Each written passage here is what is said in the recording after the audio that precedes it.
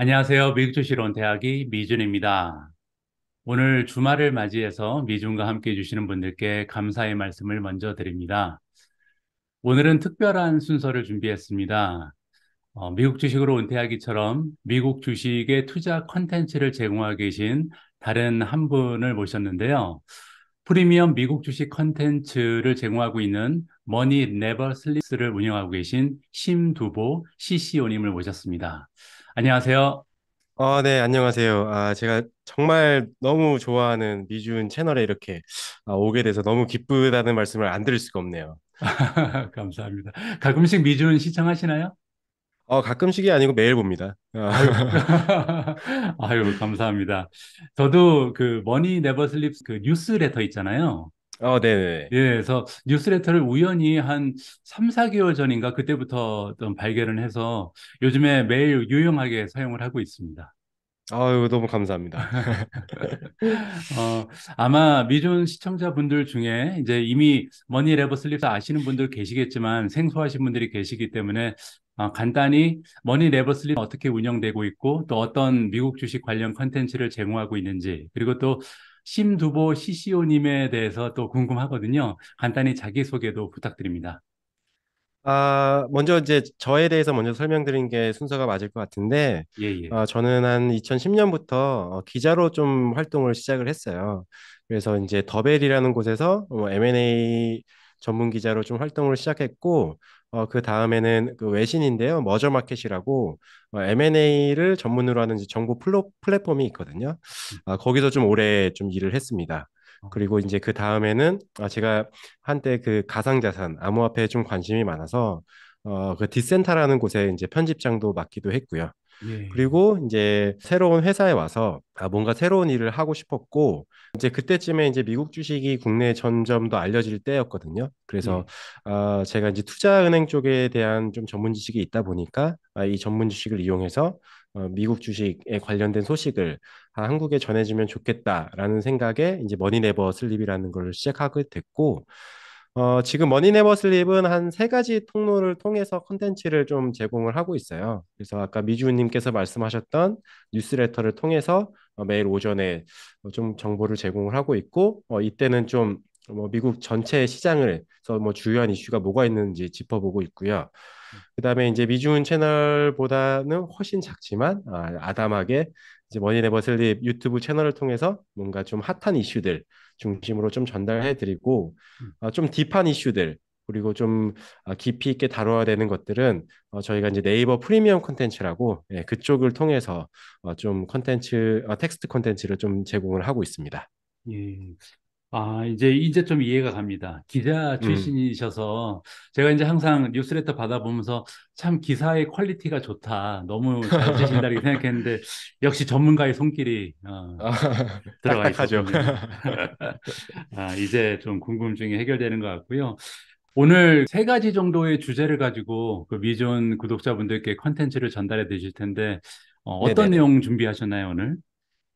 일단은 그 조비 에비에이션에 좀 관심이 한국 투자자분들이 많아서 이 기업이 좀 구체적으로 어떤 기업이고 어떤 투자 하이라이트가 있고 또 어떤 리스크가 있는지에 대해서 좀 소개해줘서 좀 앞으로 국내 투자자 여러분들이 조비 에비에이션을 좀 접근을 할 때 좀 더 효율적으로 접근할 수 있는 그런 콘텐츠를 하나 했고요. 두 번째 콘텐츠는 좀 ETF에 대한 이야기예요. 사실 이제 ETF 역사가 굉장히 짧거든요. 여러분들이 생각하시는 것보다 훨씬 짧아요. 한 30년도 음, 대체되지 않은 상품인데, 어, 정말 그 지금에 와서의 그 볼륨은 어마어마하게 크잖아요. 그렇죠. 뭐 개별 종목에 뭐 필적할 만큼 컸는데, 이 ETF가 정말 짧게 어떤 식으로 좀 성장을 했고, 그다음에 이제 좀 오늘 소개할 내용은 좀 특별한 ETF, 그러니까 테슬라에 대한 ETF로 조금 소개시켜 약간 좀 좀 흥미로운 주제 흥미로운 ETF를 좀 소개시켜 드리려고 하고요. 예, 예, 마지막으로는 아이온큐 여기 이제 가을바람님께서도 이제 나오셔서 아주 너무 잘 설명을 해주시고 소개를 해주셨는데 예. 최근에 좀 이슈가 있어서 음. 그 이슈에 대해서 좀 잠깐 이야기를 나누는 시간을 가져보고 싶네요. 세 가지 주제 모두 너무 흥미진진합니다. 이거 조비 에비에이션 같은 경우는 공매도 리포트가 나온 지 얼마 안 돼서 아, 아마 맞습니다. 예, 걱정하시는 분들 많이 계실 텐데 이 음, 부분은 굉장히 흥미롭고요. 테슬라 ETF도 요즘에 가끔씩 이제 그 댓글을 통해서 이 ETF는 뭐냐 이렇게 질문하시는 분들 계시거든요. 그래서 이것도 굉장히 개인적으로 기대가 되고요.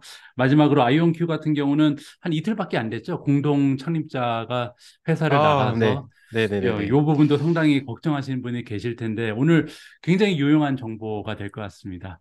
아, 네. 한번 화이팅해서 해보겠습니다.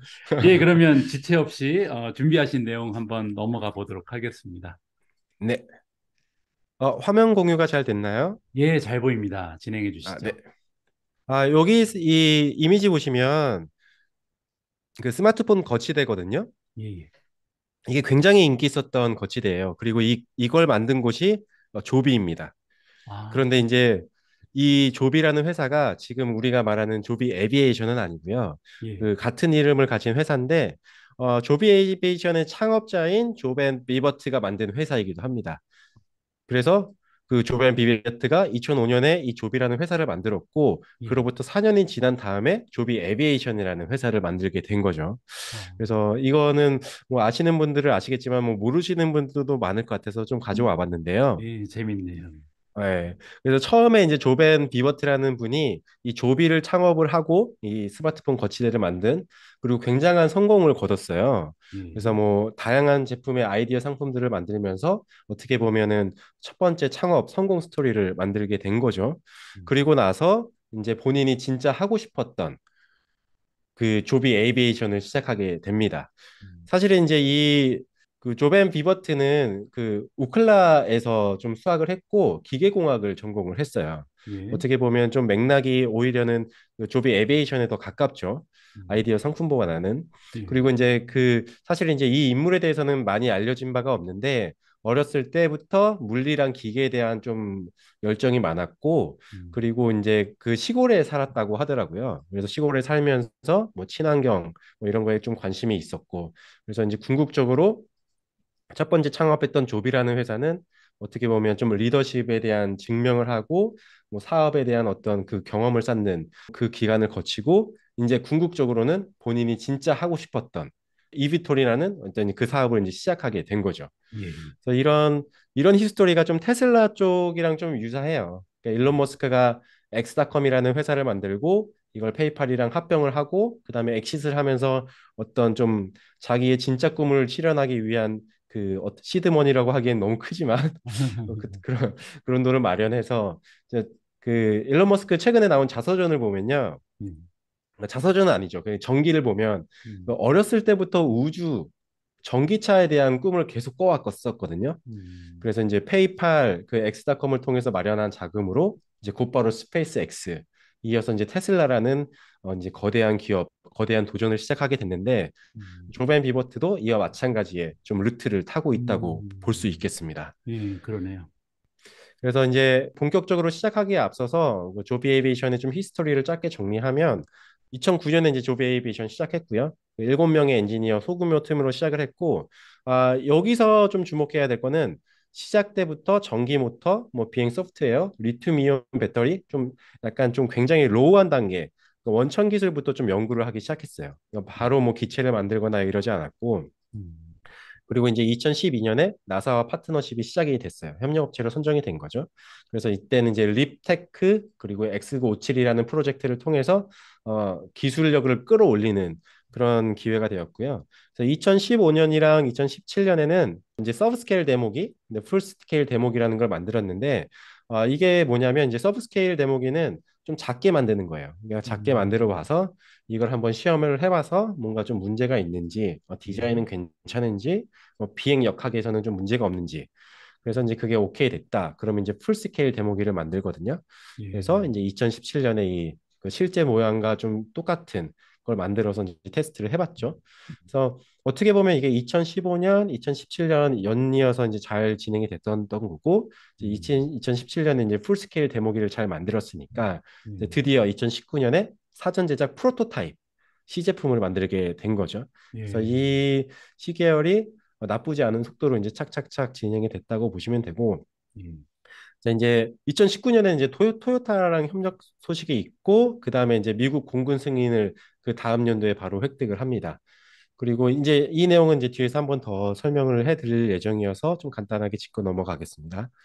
그리고 2020년에 이제 우버와의 파트너십이 확대됐는데, 여기는 좀 흥미로운 점이, 우버는 이제 차량을 통해서 그 모빌리티 서비스를 제공을 하고 있는데, 이제 예, 당연히 이비톨에도 관심이 생겼던 거죠. 예, 그래서 자체적으로 엘리베이터 사업부라는 걸 운영을 하면서 그 에어 택시를 좀 도전했지만 사실상 좀 무산이 됐고, 음, 이거를 우버가 조비한테 넘겼고, 대신에 조비는 우버한테 이런 약속을 하죠. 만약에 우리가 나중에 에어 택시까지 가면 우버 너네랑 같이 이걸 연계해서 하자. 뭐 이런 내용이라고 보시면 됩니다. 예, 예.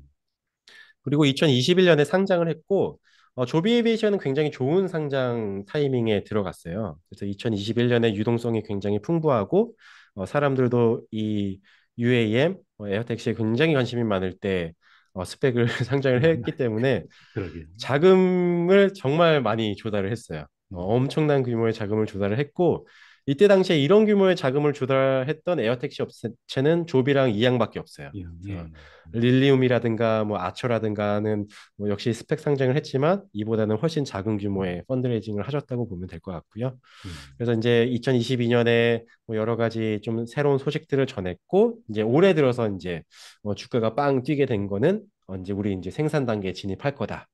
그리고 미국 공군에 첫 납품했다. 이 소식이 전해지면서 이제 조비에 대한 기대감이 더 커지게 된 거죠. 예, 그래서 여기까지가 이제 조비의 시작부터 현재까지 히스토리고요. 음, 이제 지금부터가 이제 시작인데요. 예, 조비 에비에이션의 이제 투자 하이라이트를 좀 시작을 해보도록 하겠습니다. 예, 이 나사와의 협력은 정말 조비 에비에이션 입장에서는 굉장히 럭키했다고밖에 볼 수가 없는데요. 어, 그 나사는 그 립테크 프로젝트를 이제 조비랑 같이 했어요. 그래서 음, 립테크 프로젝트가 뭐냐면 분산 전력 추진이라는 건데 이제 뭐 되게 뭐 말 그대로예요. 전력을 분산해서 뭐 여러 장치로 나눈 다음에 이거를 구동시켜서 항공기를 운항할 수 있을까라는 거였고요.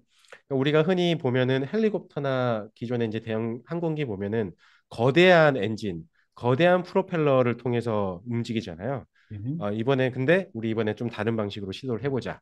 분산시켜보자. 그런 추진 장치들을. 음, 그래서 그런 거를 연구했던 게 립테크 프로젝트라고 보시면 되고요. 음, 이제 이걸 하게 되면은 뭐 좀 더 미세 조정이 가능한 항공기를 만들 수가 있는 거죠.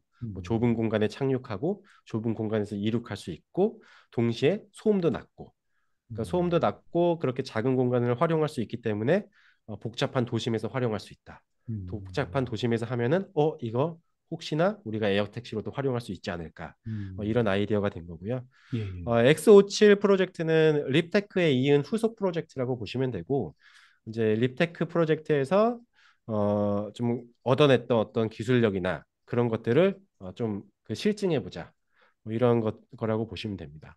음, 그리고 이제 그 나사와의 협력이 어떻게 보면 좀 원천 기술, 그러니까 기반이 되는 기술을 확보하는 데 도움이 됐다면 공군이랑의 협력은 엄청나게 크리티컬한 도움이 됩니다. 공군은 두 가지 목적이 있습니다. 그러니까 민간 기업에 대한 지원이 첫 번째 목적이고요. 두 번째는 이 기술을 군사적으로 어떻게 쓸 수 있는 방법이 음, 없을까라는 것을 알고 싶은 거죠. 예, 특히 이제 이런 이비톨 같은 새로운 유형의 모빌리티라면 분명히 어떤 그런 군사적 목적으로 사용할 방법이 여러 가지가 있을 테니까요. 그래서 이제 이 프로젝트 이름이 어질리티 프라임이라는 프로젝트고요. 어질리티라는 이 단어의 뜻은 뭐 빠르고 쉽게 움직일 수 있는 능력을 말해요. 그래서 이런 기기들을 기체를 만드는 것을 목적으로 하죠. 그래서 이제 중요한 게 공군이 어떤 것을 해줄 수 있느냐. 그래서 뭐 협업 테스트와 평가 기회 제공. 어떻게 보면 미국 공군은 그 전 세계에서 가장 강력한 기술을 갖고 있고 가장 기술력에서는 앞섰을 거예요. 항공 분야에서는 음, 전투기가 있으니까요. 예, 그래서 그런 부분에 있어서 좀 협력할 수가 있는 거고 그리고 이게 조기 군 가망성 검토 뭐 이게 굉장히 중요한데요. FAA는 민간 승인을 담당하고 있고 미국 공군은 FAA와는 별도로 승인을 내줄 수가 있어요. 그러니까 미국 공군이 승인을 내주면 미국 공군 안에서는 이거를 실제로 운영을 할 수가 있는 거예요. 그러니까 이거를 음, 공군 기지 안에서 뭐 실제로 써보고 작전에서도 테스트를 해보고, 근데 이런 것들이 그런 어떤 이런 스타트업 입장에서는 굉장히 좋은 데이터가 되겠죠. 음, 만약에 이제 나중에 민간 고객을 설득할 때도 우리 공군에서 이것저것 다 해봤어. 그랬더니 그러네. 이런 리스크가 있고 이런 것들은 우리가 또 고쳤지. 뭐 이런 식으로 좀 음, 설득할 수 있는 근거가 되기 때문에 음, 굉장히 좋은 경험이라고 할 수 있고, 음, 그런데 이제 좀 저희가 유의해야 될 점이 뭐냐면 이 어질리티 프라임 프로젝트에는 조비 말고도 뭐 아처 에비에이션이라든가 뭐 음, 베타 테크놀로지 아니면 중국의 이항, 영국의 버티컬 에어로스페이스 같은 것들도 같이 참여를 했습니다. 예, 근데 이제 조비가 좀 더 기술력에서 앞서고 있기 때문에 가장 큰 수혜를 본다는 건 좀 분명해 보입니다. 예, 어, 저는 여기서 조비 에비에이션의 기회를 하나 더 우리가 좀 포착할 수 있는 게 그 군사용 이비톨이거든요. 음, 블랙호크 아시죠? 예, 예, 그래서 블랙호크라는 헬리콥터가 그 로키드 마틴에서 만드는 군용 헬리콥터인데, 사실은 이제 전 세계 뭐 군사 조직에서 이제 다 많이 사용하고 있는 거고 베스트셀러거든요. 예, 그래서 로키드 마틴 입장에서는 엄청난 매출의 기반을 만들어주고 있는데, 예, 사실은 이제 이비톨 같은 경우에는 블랙호크가 하지 못하는 임무들을 수행할 가능성이 있는 거죠. 더 음, 조용하게 적진에 침투할 수도 있을 거고, 또 좁은 음, 구역에 이착륙을 하면서 뭔가 뭐 구호라든가 아니면 음, 뭐 응급적인 뭐 구조 활동이라든가 아니면 음, 수송 작전 같은 것도 펼칠 수가 있겠죠. 음, 궁극적으로 만약에 군용으로 쓰던 헬리콥터들의 상당 부분이 이비톨로 전환이 된다고 했을 때, 음, 뭐 당연히 이제 좀 군과의 좀 경험이 같이 협업이 있었던 조비 에비에이션이 분명히 좀 앞서 있다. 그래서 뭐 당장은 아니더라도 언젠가 이 군사용 목적의 이비톨이 조비의 어떤 그 매출 구성의 한 큰 부분을 차지할 수도 있지 음, 않을까라고 좀 생각을 할 수 있습니다. 그래서 이제 다음으로 살펴봐야 될 게 뭐냐면 토요타인데, 이제 기술력도 됐고 이제 미국 공군과의 뭐 테스트 같은 것도 됐다라고 치면은 이제 관건은 이제 대량 생산일 수밖에 없죠. 미준님께서도 잘 아시다시피 테슬라가 그 대량 생산을 시스템을 갖추기 위해서 10년이 넘는 그 시간 동안 엄청나게 고생을 했고, 심지어는 그 기간에 돈이 다 떨어져서 일론 머스크가 사재를 털어가면서 그 위기를 극복한 에피소드도 굉장히 유명한데요. 그래서 스타트업이 대량 생산에 도달하는 것은 정말로 어려운 일입니다. 뭐, 100년 만에 아, 처음 나온 거죠, 테슬라가 자동차 기업으로는. 그렇죠, 그렇죠. 예, 말도 안 되는 일을 좀 뭐 만들어내긴 했죠. 예, 예. 뭐, 누가 자동차 스타트업을 하겠습니까? 그래서 이미 기라성 같은 것들이 예, 있는데, 예, 그래서 이제 그 조비는 이 대량 생산의 문제점을 이 어려움을 좀 극복하기 위한 방편으로 토요타를 선택을 한 거고요. 음, 토요타 역시 이제 조비를 선택을 한 거죠.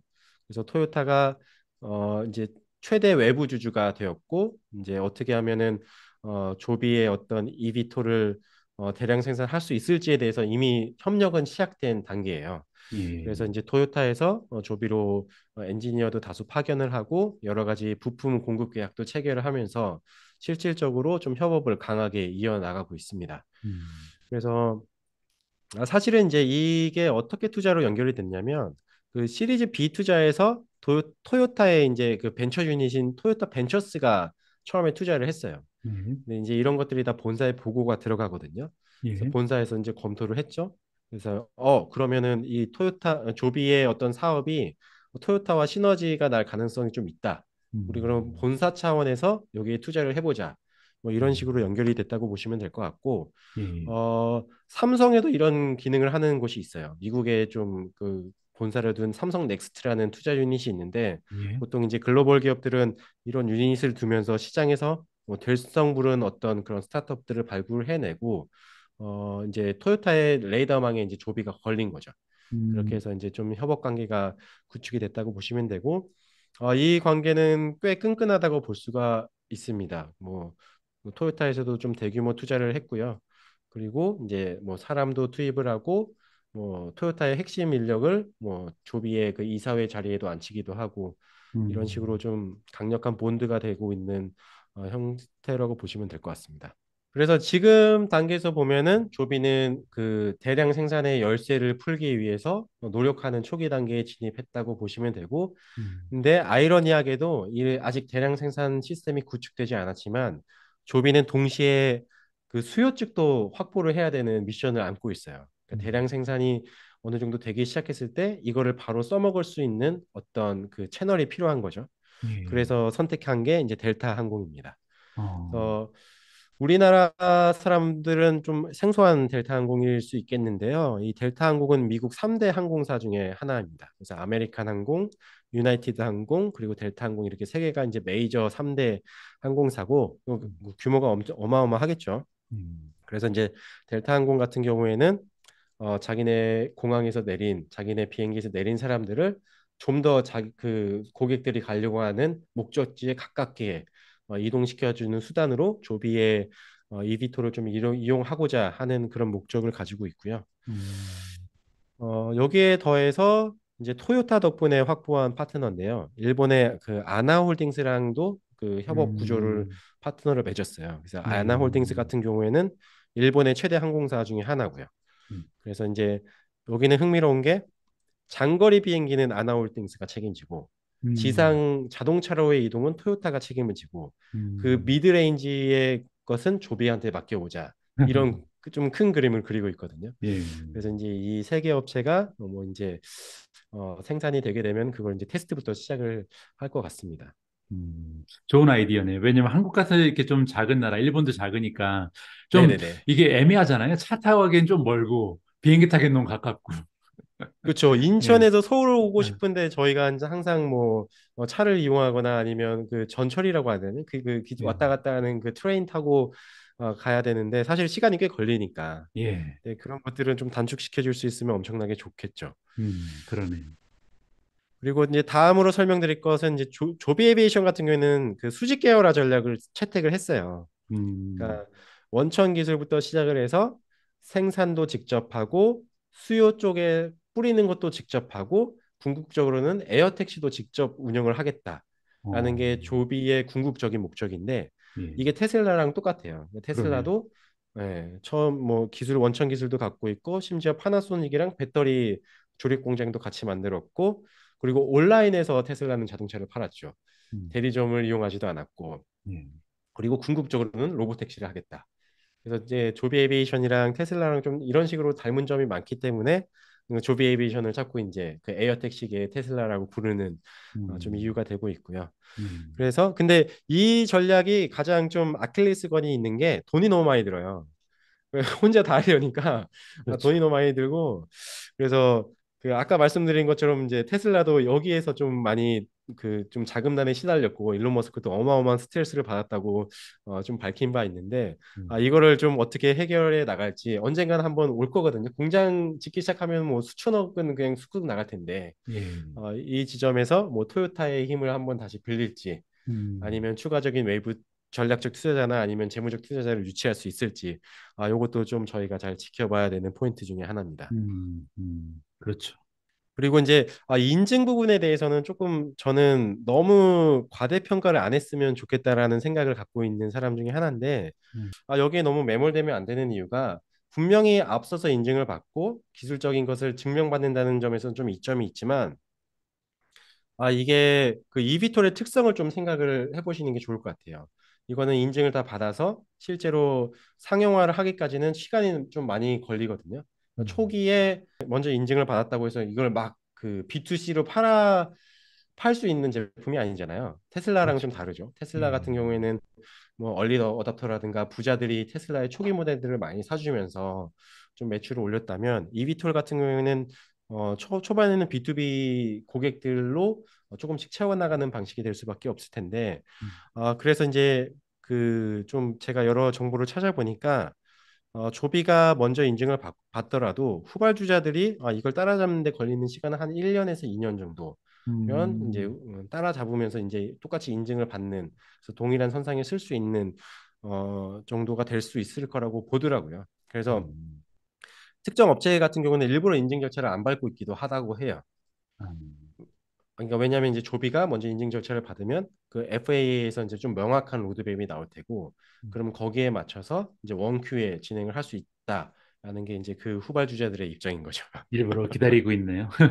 아, 그렇죠, 그렇죠. 음, 그래서 뭐 쉽게 생각하시면은 그 에어버스나 보잉 같은 것들도 다 이비톨 준비를 하고 있는데 인증 소식은 들려오진 않잖아요. 예, 아마 그것들은 그 인증받는데 도 같은 기업들일 테니까 뭔가 또 타이밍을 좀 기다리고 있는 게 아닐까. 저는 음, 개인적으로 좀 그런 생각을 좀 하고 있습니다. 예, 그리고 이제 좀 그 조비 투자자 여러분께서 듣기 싫어하시는 이야기를 조금 해야 될 것 같습니다. 중요하죠. 네.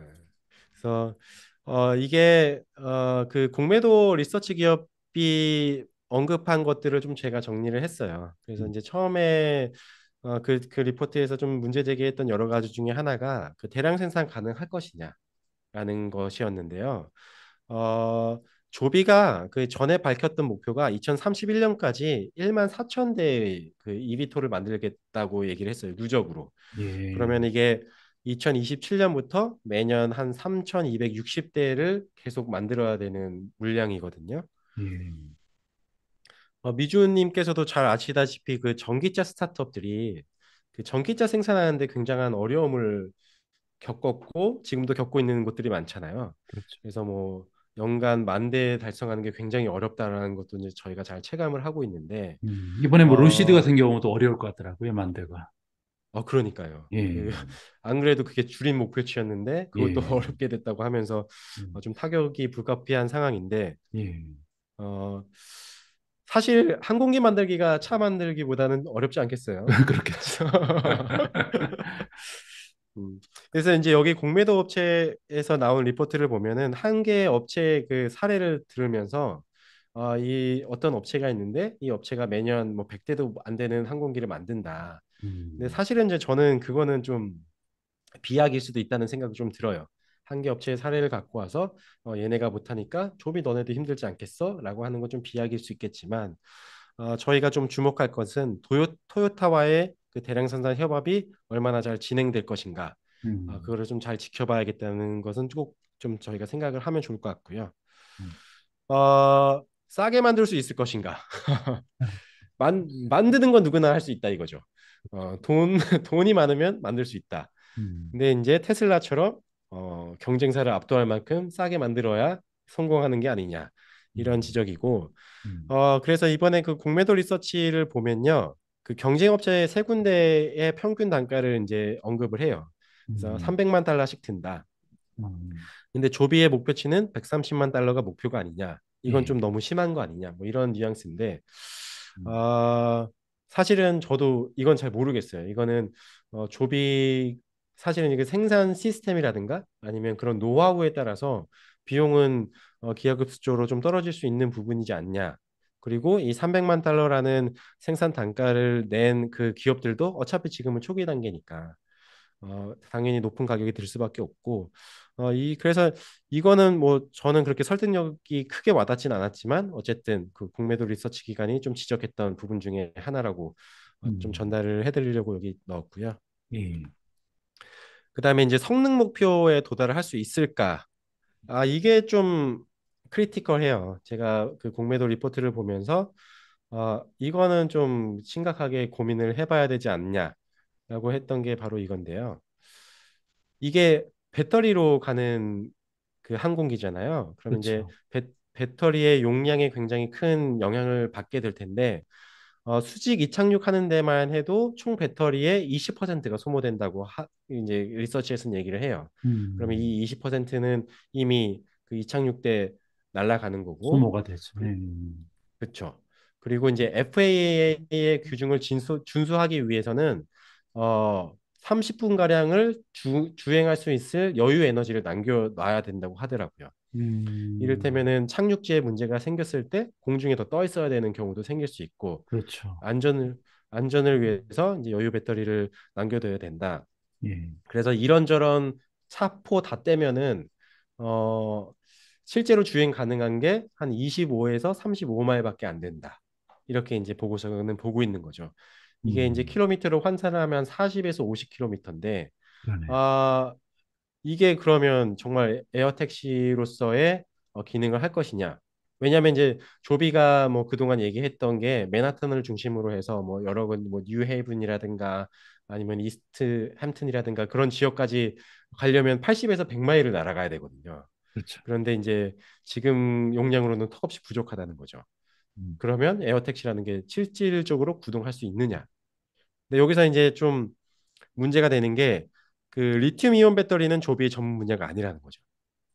음, 결국에는 그 배터리 회사들의 어떤 그 기술 개발 속도라든가 그들이 만들어내는 어떤 퍼포먼스를 기다려야 되는 것도 있고 그들에게 의지를 해야 되는 부분이 있는데 컨트롤의 범위 밖에 있다는 것은 분명히 조비 에비에이션 입장에서 좀 답답할 수 있는 부분이 될 수 있을 것으로 보입니다. 그러네요. 그리고 이제 다음으로는 이제 그래서 아까 얘기했던 기능 같은 게 안 나오는데 니네가 에어택시로 돈을 벌 수 있겠어? 라는 아주 본질적인 것을 건드려 버리는 거죠. 그래서 이제 그 조비 그 공매도 리서치 기관에서 얘기한 거는 마일당 3달러의 가격을 책정을 할 계획이다. 그러면은 한 명당 3달러니까 네 명이 타면은 마일당 12달러를 벌 수 있다는 거죠. 음, 그래서 뭐 여기서 가정한 거는 조비 에이비에이션은 이제 운행당 승객 수를 2.3명으로 좀 전망을 했어요. 그래서 이렇게 계산을 하면은 한 번 운행을 하면 매출이 166달러가 나온다. 이건 이제 조비 에이비에이션에 이제 계산한 결과고요. 예. 그렇게 해서 이제 조비는 한 대당 매년 220만 달러를 벌어들일 수 있다. 근데 아까 얘기했던 게 이제 대당 130만 달러로 만들겠다고 했잖아요. 예. 130만 달러로 만든 한 대로 1년에 220만 달러를 벌 수 음, 있다라고 한 게 음, 이제 조비 계획이에요.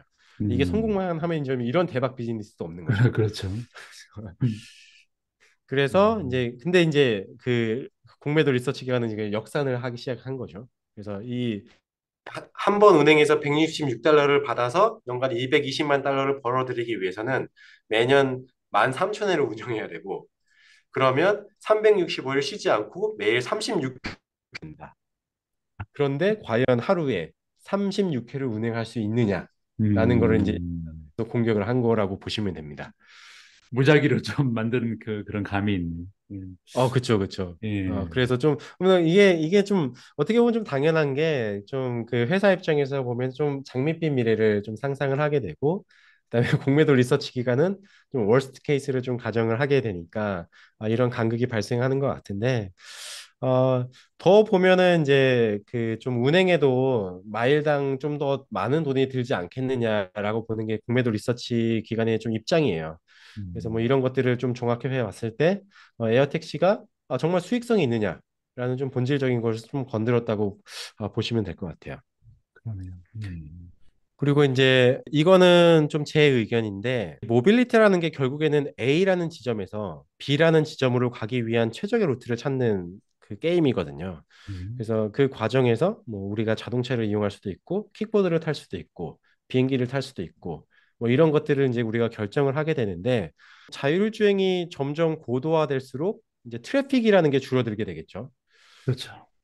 예, 서로 이제 데이터를 주고받으면서 차량이 최적의 루트를 찾아가게 되는데 그러면 이제 결과적으로 봤을 때 자율주행 차량들이 더 도로에 많이 달리기 시작하면은 체증이 줄어들게 될 텐데 트래픽이 줄어들게 될 텐데 이게 바로 그 조비 에이비에이션이 그 자기네 사업의 근간이 되었던 우리는 그 도심의 트래픽을 극복할 수 있다. 음, 음. 이거의 이제 논리적 구조가 좀 무너질 수가 있는 거죠. 트래픽이 없어져 버리면, 그죠? 그러니까 저 트래픽이 없어져 버리면은 음, 사람들이 과연 하늘을 날고 싶어서 이것을 탈 것인가? 음, 돈을 더 주고 그런 사람들도 분명히 있겠지만 음. 절대 다수는 그냥 차 타고 가겠죠. 로보택시 불러다가 훨씬 그렇죠. 싼 가격에 이동을 하겠죠. 음, 그래서 이런 것까지 좀 같은 맥락으로 보셔야 되는 게 왜냐하면 그 에어 택시가 그 정말 우리가 이용할 수 있을 정도로 광범위하게 적용될 수 있는 시기는 적어도 최소한 5년, 뭐 보통 생각해도 10년 뒤의 일이거든요. 근데 그렇겠죠. 그 사이에 그 자율주행 기술이라는 것도 어마어마하게 발전을 했을 테고, 뭐 테슬라나 여러 이제 크루즈라든가 웨이모라든가 이들이 시도하고 있는 로보택시라는 게 이제 점차 자리를 잡을 텐데, 이제 그들과 경쟁해야 되는 그 구도 속에서 조비 에비션이 그때도 이 트래픽이라는 것을 논리적 근거로 삼을 수 있을 것인가? 하는 음, 것은 좀 생각해 봐야 되는 것 같습니다. 음, 그리고 이거는 좀 당연한 얘기긴 해요. 그 스타트업들이 항상 받는 질문이기도 한데, 너네가 지금 하고 있는 비즈니스에 거대한 애들이 들어오면 어떡할래? 음, 근데 뭐 사실은 뭐 이거는 좀 어떻게 보면 너무 당연한 얘기라서 뭐 굳이 뭐 디테일하게 설명할 건 없을 것 같고, 뭐 그렇게 따지면 안 그런 스타트업이 없기 때문에 음, 어 그래서 이 판에는 이제 뭐 거대한 항공기를 만드는 유일한 두 기업 보잉과 에어버스도 숟가락을 얹고 있다. 이들도 언젠가는 무시무시한 이비토를 내놓을 거고, 이게 조비한테 위협이 될 수 있겠다라는 정도는 머릿속에 담아두고 계시면 좋을 것 같습니다. 음, 요거는 뭐 테슬라도 됐으니까 우리도 된다 이렇게 얘기하겠죠. 그러니까 테슬라가 참 많은 좀 그 꿈과 희망을 준 것 같아요. 그러니까 음, 사업을 하시는 분들에게도 그렇고 이제 예, 투자자분들께서도 그 성공 신화가 또 어디선가 재현되지 않을까라는 좀 기대를 품게 하시는 것 같은데, 그래서 저희가 좀 드렸던 거를 좀 종합해서 보면 지금 이비톨 같은 경우에는 초기 단계라고 보시면 돼요. 이제 막 태동하는 단계고, 예, 이제 기술적인 거 검증됐고, 아직 대량 생산에는 들어가지 못했고, 요 정도 단계이기 때문에, 아직 그 시나리오가 너무 다양하게 펼쳐질 수 있는 가능성이 있기 때문에, 이게 제로 게임이 분명히 될 수 있습니다. 이를테면은 그 공매도 리서치 기관은 장기적으로 0달러에 수렴할 것이라는 의견을 냈거든요. 그걸 너무 부정적으로 보실 일이 아닌 게 정말 그렇게 되는 일이 많습니다. 기업 생태계에서는. 음, 그렇기 때문에 그럴 가능성을 염두에 두시고 포트폴리오 내에서 조비에 몰빵하시는 일은 절대 없어야 된다. 이런 예, 말씀을 드리고 싶고, 예, 그다음에 그 시가총액이 적당한 수준인지가 참 판별하기가 어렵다고 보시면 돼요. 음, 이 기업 가치가 뭐 얼마면 적당할 것인가, 그게 참 어려워요. 이게 그래서 저는 좀 다른 방법을 좀 많이 쓰거든요. 음. 어떻게 이, 하세요? 이게 이 지금 현재 조비 에이비에이션의 시가총액이 우리나라 기업으로 치면은 그 LG 생활건강, 아, 아모레 퍼시픽, 대한항공이랑 좀 비슷한 수준이에요. 대한항공하고 비슷해요? 네네네. 그러면은 이제 이런 질문을 던져볼 수 있죠.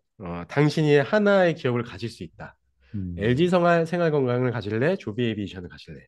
음, 대한항공을 가질래? 조비 에이비에이션을 가질래? 이러면은 좀 뭐 조비 에이비에이션을 선택할 수 있는 사람이 뭐 그렇게 많지 않을까라는 생각이 들거든요. 뭐 LG 생활건강이랑 아모레퍼시픽이 창출하는 엄청난 그 캐시카우의 역할, 현금 창출 능력, 그리고 대한항공의 약간 독점적인 지위와 압도적인 뭐 글로벌 항공 네트워크 이런 걸 생각 안 할 수가 없으니까. 예, 이건 뭐 단순 비교하자고 말씀드린 건 아니고, 그런 식으로의 질문도 투자할 때 해보시면 뭐 도움이 되실 거라고. 저는 이런 걸 많이 해봐요. 그래? 이 정도 시총이면 어느 정도 급이지? 이런 거 좀 생각을 많이 해보는데, 예, 예. 그래서 좀 조비에 투자를 하실 거면 이게 상용화나 어떤 좀 검증 단계가 아직 많이 남아있기 때문에, 요새 이제 주식에 보시면 분할 매수 되게 쉽게 할 수 있게 돼 있잖아요. 그래서 예, 작은 금액으로 한 2, 3년에 걸쳐서 쫙 뿌려버리는 것도 좋은 방법이실 거예요. 그러면서 음, 이제 그런 업앤다운의 어떤 리스크를 좀 해지해 가면서 가시는 방법도 괜찮을 것 같고. 네. 음. 조비 얘기는 여기까지입니다. 예. 아유, 여러 가지 다양한 정보 고맙습니다.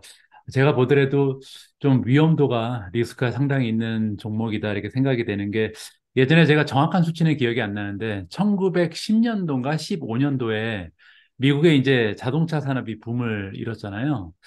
그렇죠. 그때 스타트업 개수가 400개가 넘었다고 합니다. 근데 지금 그 400개에서 딱 3개 남았잖아요. 나머지는 다 그러네요. 파산하고. 그래서 이렇게 새로운 비즈니스 투자하면 정말 대박이 날 수도 있는데, 과연 내가 선택한 기업이 바로 그 기업이 될 수 있지. 제2의 포드, 제2의 GM이 될 수 있을지, 이거는 참 확률이 너무 떨어지는 게임이 아닐까. 저 같은 경우는 겁나서 조금 투자하기가 망설여지는 기업이긴 합니다. 어쨌든 이 조비에 대해서 상당히 많은 부분 공부할 수 있는 좋은 기회였던 것 같습니다. 감사드리고요. 두 번째 토픽으로 넘어가도록 하죠.